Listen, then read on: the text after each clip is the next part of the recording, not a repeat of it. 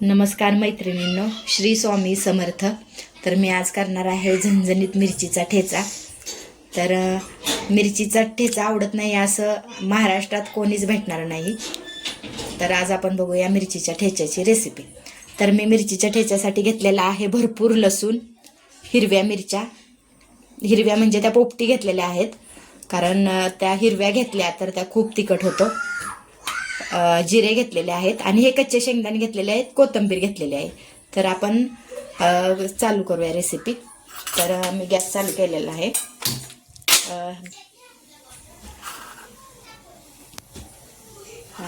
भांडे घेतलेले आहे, त्याच्यात टाकलेले आहे तेल. तेल तापतंय आपलं, तोपर्यंत ह्या मिरच्या थोड्या कट करून घ्यायच्यात आपल्याला, कारण त्या जर पूर्ण अख्ख्या तर त्या उडतात अशा फटाफटा. तर आपण तेलात टाकणार आहोत पहिले जिरे,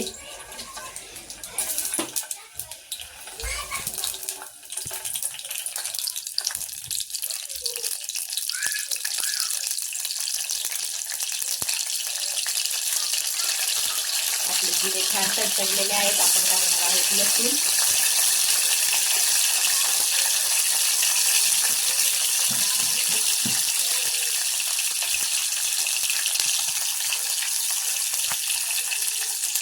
आपल्याला छान भाजून घ्यायचं आहे कुरकुरीत.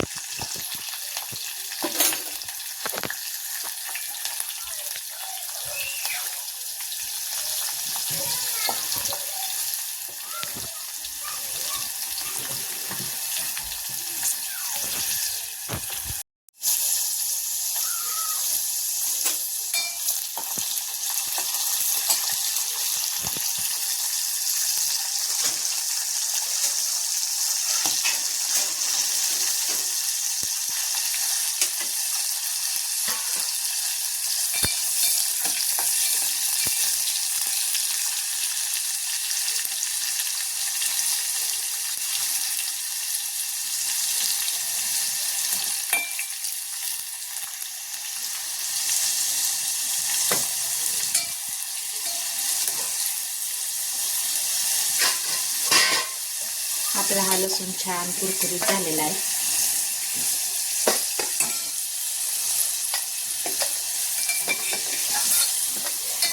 त्याला काढून घेऊया आपण ताटात, कारण अजून आपल्याला शेंगदाणे भाजायचे आहेत, तर तो खूप लाल होईल.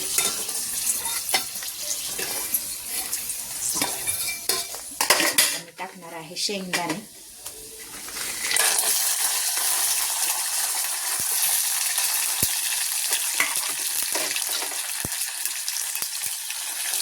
शेंगदाणे पण आपल्याला छान तळून घ्यायचे.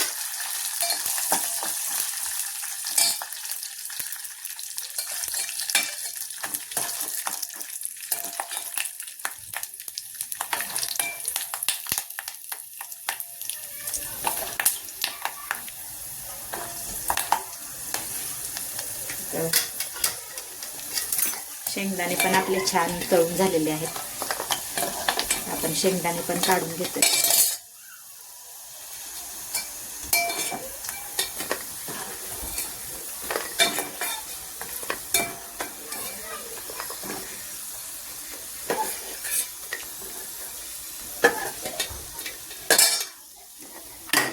आता आपण टाकणार आहोत मिरच्या. मिरच्या पण आपल्याला तळून घ्यायच्या.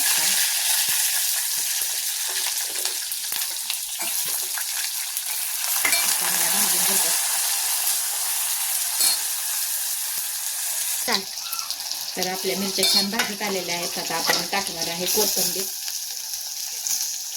कोथिंबीर पण आपल्याला छान तळून घ्यायची मिरच्यांसोबत.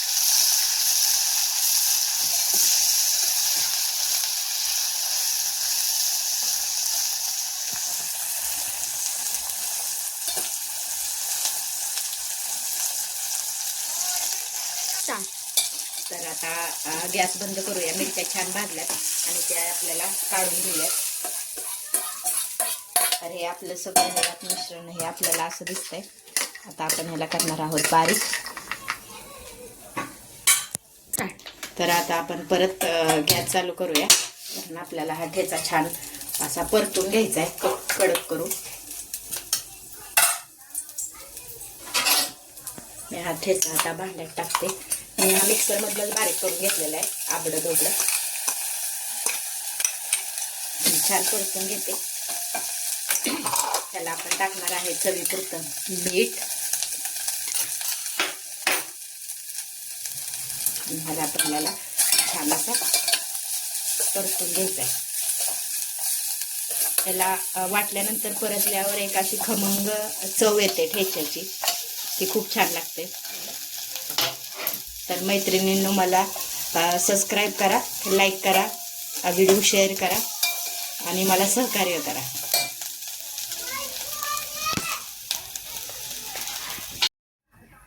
तर हा झालेला आहे आपला मिरचीचा ठेचा तयार, छान चमचमीत. आणि याच्याबरोबर गरम गरम भाकरी आणि कांदा.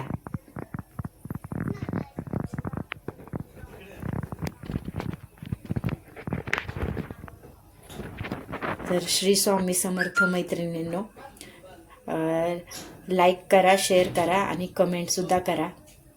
तुमच्या कमेंटमधून मला प्रेरणा मिळेल की अशा नवीन नवीन रेसिपी तुमच्यासाठी मी करत जाईल.